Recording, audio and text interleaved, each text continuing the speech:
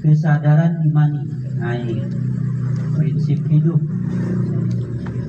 Jadi dalam hidup ini harus punya prinsip.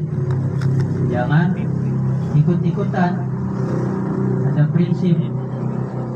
Kalau ikut-ikutan nanti orang ke jurang, ya kita ngikut juga ke jurang. Masuk lubang, kita masuk lubang. Jadi harus punya prinsip.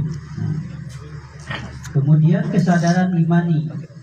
Nah, tentunya makanya kita ada pengajian, baik itu setiap malam Selasa. Mungkin organisasi yang lain kalau kita lihat di Subulus Salam ini hanya dua yang bergerak, ya, pengajiannya organisasi itu. Yang pertama di Muhammadiyah, yang kedua di Dewan Dakwah. Itu pun Dewan Dakwah itu hanya entah 3 atau 4 orang. Ya, yang banyaknya itu warga biasa, itu pun karena ada masjidnya. Nah, gitu. Karena ada masjidnya, ada pengajiannya di situ. Tapi kalau warga Muhammadiyah memang dari rumah ke rumah sudah memang sejak zaman dulu, ya, zaman dulu. Untuk apa itu? Untuk meningkatkan keimanan kita. Baik itu kita sendiri, kemudian keluarga. Nah, kemudian juga selain pengajian setiap malam Selasa, kita juga ditambah dengan kajian di subuh pagi Selasa dan Rabu pagi Selasa.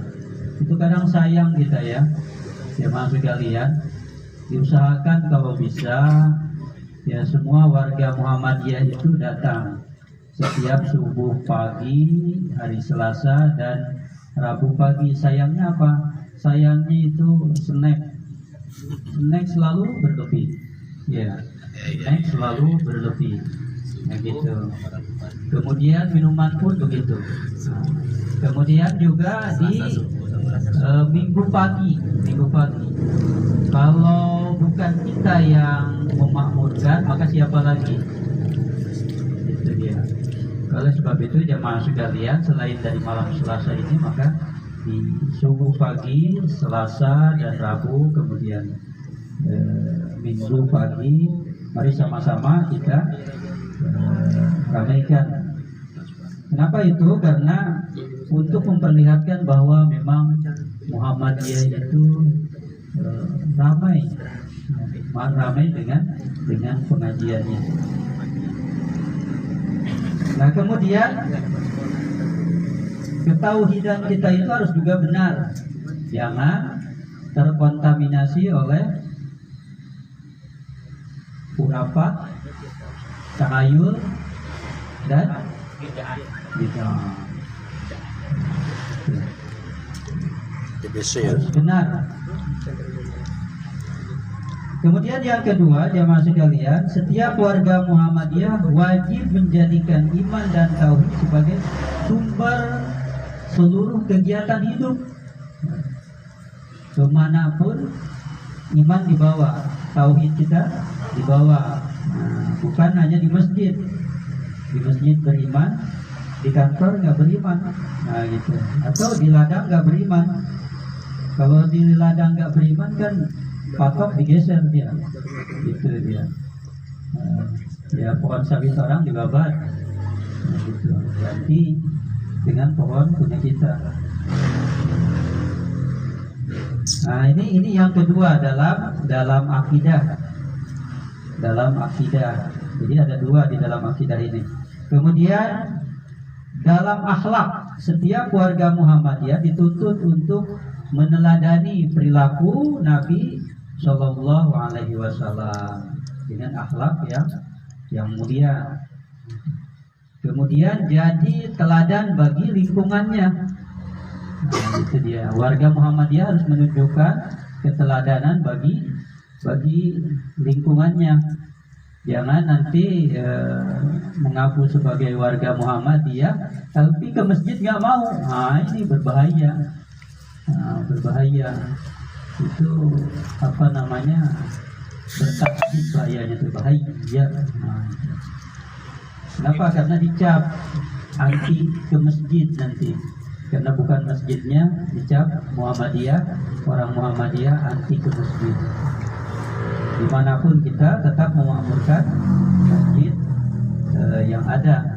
Dan kita lihat memang warga Muhammadiyah, walaupun dia bukan masjidnya sendiri, tapi sudah bisa mewarnai di masjid-masjid yang lain. Kita kalau lihat di Subul Salam ini, kalau di kota itu ya warga Muhammadiyah banyak di situ memakmurkan masjid yang ada. Kemudian juga yang kedua, setiap warga Muhammadiyah dalam melakukan amal dan kegiatan hidup harus senantiasa berdasarkan kepada niat yang ikhlas. Niat yang ikhlas. Ikhlas ini kan ukurannya agak susah ya. Ikhlas ini. Saya ikhlas tapi ya ikhlas gitu. Itu dalam perkataan lain, di hati lain. Nah, ikhlas itu seperti kita buang hajat, seperti itulah.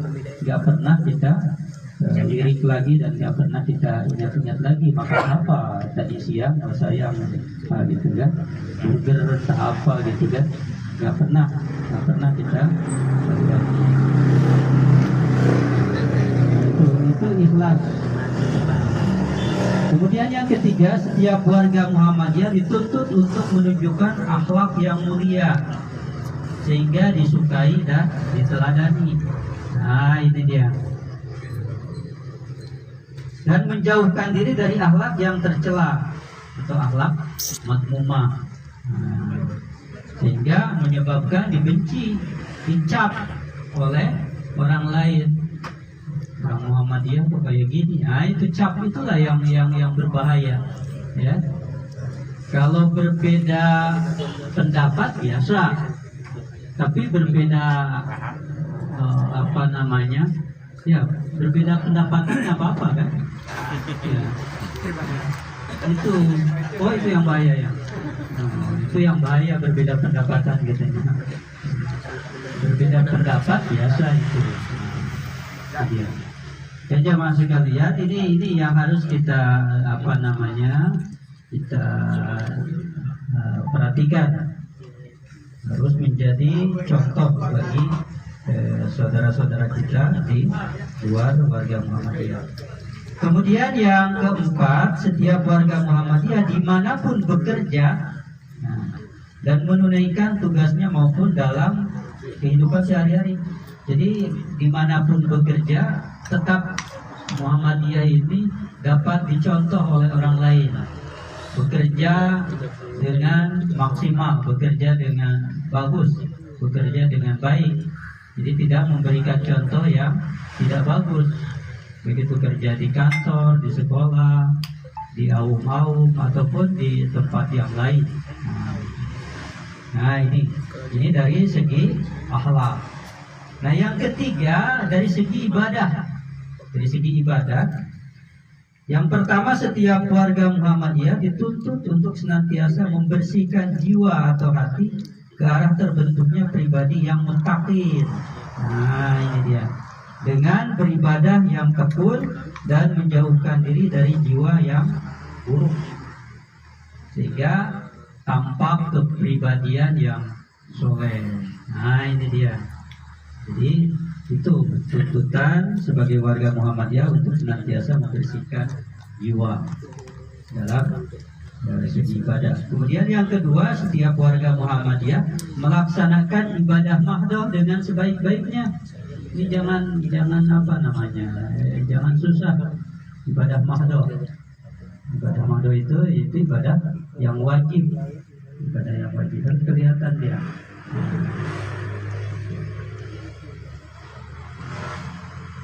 Dan menghidupkan amal nawafil, yaitu ibadah sunnah atau ghairul mahdoh. Nah, itu. Jadi jangan habis sholat langsung tancap gas, ya, menunjukkan kita juga melaksanakan sholat yang lain, sholat sunnah. Nah, ini Ini dalam segi ibadah. Nah, yang keempat dalam segi muamalah duniawiyah. Jadi yang keempat ini, setiap warga Muhammadiyah harus selalu menyadari dirinya sebagai abdi dan khalifah di muka bumi. Nah, untuk mengelola bumi ini, sehingga memandang dan menyikapi kehidupan dunia secara aktif dan positif. Ya, jamaah sekalian, kita lihat untuk amaliyah yang dilakukan oleh Muhammadiyah itu berbagai macam buku ya dikeluarkan. Di belakangan ini ada namanya fikih air, ya kan? Itu keluar. Kenapa? Inilah salah satu dari muamalah duniawiyah. Nah, kenapa dikeluarkan itu fikih air? Itu sekarang sudah dikasih contoh di Masjid Pusat Muhammadiyah di Jakarta. Air yang sudah keluar dari hasil berwudu bisa dipakai lagi ke atas. Nah, dia nggak terbuang-buang. Kenapa? Karena nanti suatu saat itu air akan susah. Nah, jadi disuling balik, dia masuk lagi dipakai berwudu lagi. Nah, gitu dia. Nah, itu dari pengamalan fikih air. Nah, kita selama ini kan terbuang-buang. Padahal di daerah Pelegen itu udah susah air sekarang ya. Daerah Pelegen udah susah.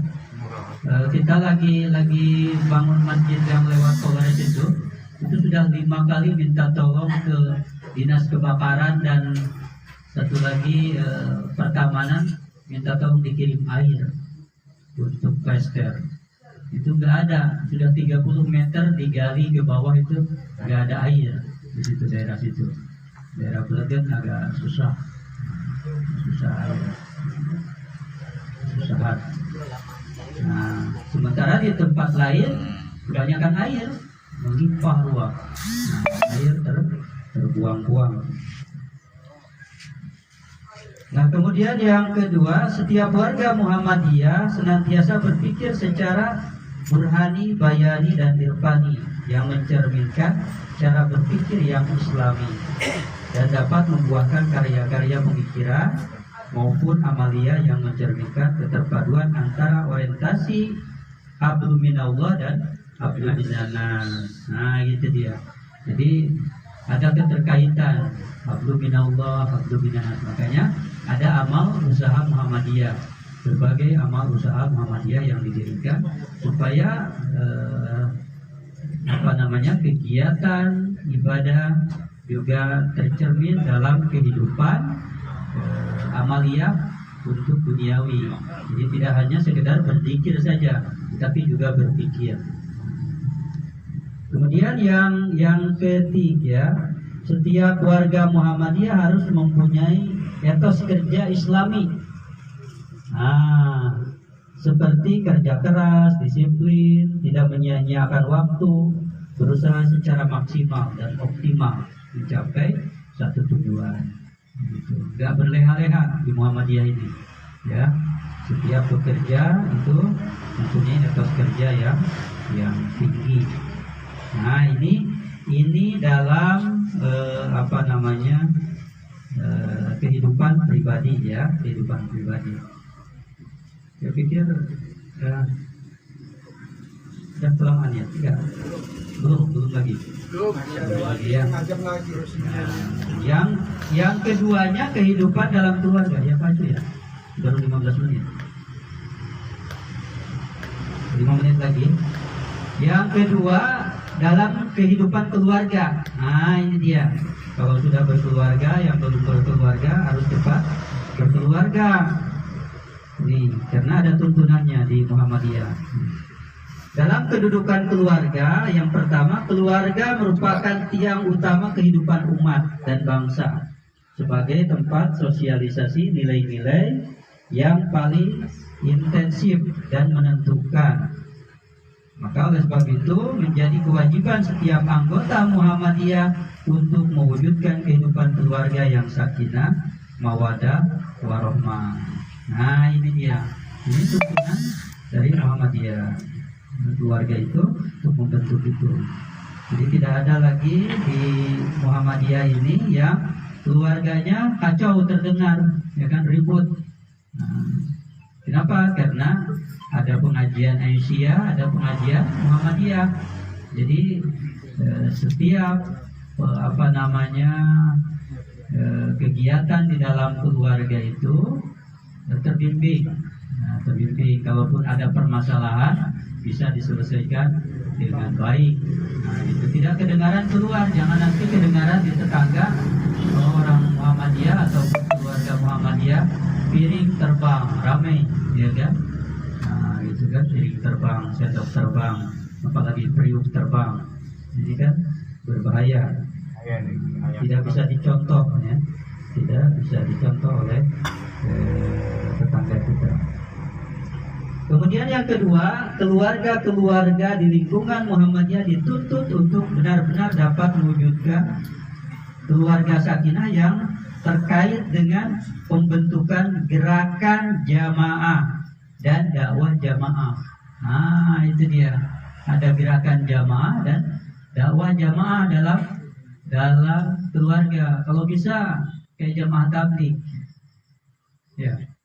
Maksudnya caranya baca dia satu hadis, ya kan, dan giliran istri sama suami, gitu dia, ya, baca satu hadis, baca artinya, baca ayat Quran, baca artinya, gitu dia, gitu dia orang jamaah tabligh gitu, di rumahnya itu, seperti itu.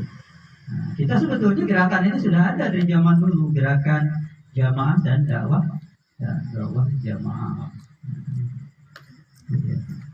Kemudian yang kedua, fungsi keluarga. Nah, fungsi keluarga itu keluarga di lingkungan Muhammadiyah perlu difungsikan selain dalam mensosialisasikan nilai-nilai ajaran Islam, juga melaksanakan fungsi kaderisasi. Nah, ini dia fungsi kaderisasi. Jadi anak-anak dari warga Muhammadiyah ini harus juga dibawa ikut. Jangan nanti ayahnya Muhammadiyah, anaknya nggak tahu menau apa Muhammadiyah, nggak tahu dia. Nah, gitu. Jadi ada kaderisasi dia. Karena selama ini kita lihat ya, tapi mungkin sekitar 20%-an gitu kan, nggak banyak warga yang mengaku Muhammadiyah orang tuanya, tapi anaknya udah nggak bisa dikader lagi.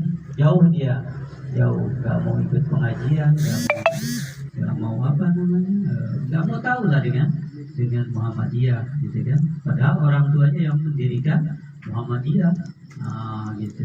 Bahkan Muhammadiyah itu apa, nggak tahu dia. Jadi pikirnya Muhammadiyah itu aliran, gitu. Itu kan udah berbahaya lagi. Muhammadiyah itu bukan aliran. Kemudian yang kedua, keluarga-keluarga di lingkungan Muhammadiyah dituntut keteladanan dalam mempraktekkan kehidupan yang Islami. Nah, ini tadi sudah diulang lagi, fungsi keluarga. Kemudian aktivitas keluarga. Di tengah arus media elektronik dan media cetak yang semakin terbuka, keluarga-keluarga di lingkungan Muhammadiyah dituntut perhatian dan kesungguhannya dalam mendidik anak-anak dan menciptakan suasana yang harmonis agar terhindar dari pengaruh-pengaruh negatif dan tercipta suasana pendidikan keluarga yang positif. Hati-hati dengan canggihnya teknologi. Kemudian yang kedua, keluarga-keluarga di lingkungan Muhammadiyah dituntut untuk keteladannya untuk menunjukkan penghormatan dan perlakuan yang ihsan terhadap anak-anak dan perempuan, serta menjauhkan diri dari praktek-praktek kekerasan terhadap anggota keluarga. Jadi itu dia, jangan ada nanti mengadu istri warga Muhammadiyah, mengadu ke pengadilan. Kenapa? KDRT,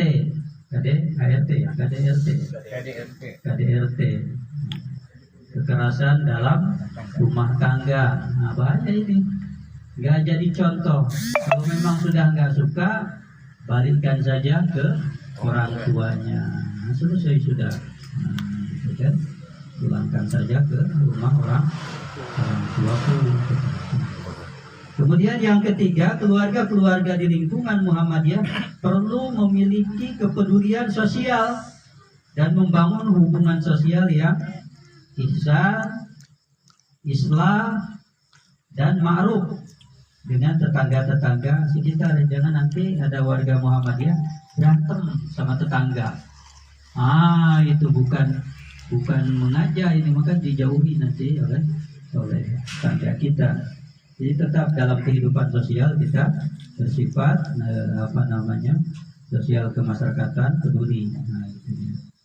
Jangan nggak peduli nanti diundang datang. Itu. Pelaksanaan sholat di dalam kehidupan keluarga harus menjadi prioritas utama. Ini dia. Dan kepala keluarga jika perlu memberikan sanksi yang bersifat mendidik kepada anak-anak. Ini perlu ditekankan itu. Nanti anak-anak kita tidak sholat atau kita masuk surga sendiri. Masuk surga sendiri jamaah sekalian. Masuk surga sendiri itu kita pergi sholat jamaah, anak kita nggak diajak. Itu namanya ingin masuk surga sendiri. Jadi diajak anak-anak kita untuk sholat berjamaah. Jadi itu namanya menjadikan keluarga itu yang baik. Anfusakum wa ahlikum nar. Saya pikir ini cukup dua untuk malam ini. Nanti kita lanjutkan, masih banyak lagi yang harus kita bahas di sini. Dan